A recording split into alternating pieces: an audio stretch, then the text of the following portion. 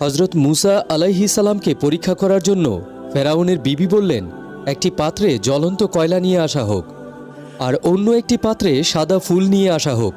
যদি সে বুদ্ধিমান হয় তাহলে সে ফুল ধরবে, আর যদি সে বোকা হয় তাহলে সে আগুনের কয়লা ধরবে। ফেরাউন বলল, ঠিক আছে, পরীক্ষা নেওয়া হোক। একটা পাত্রে জ্বলন্ত লাল কয়লা নিয়ে আসা হয়েছে, আর অন্য একটা পাত্রে ফুল নিয়ে আসা হয়েছে। দুইটা পাত্রই রাখা হলো। মুসা আলাইহিস সালামকে ডাকা হলো।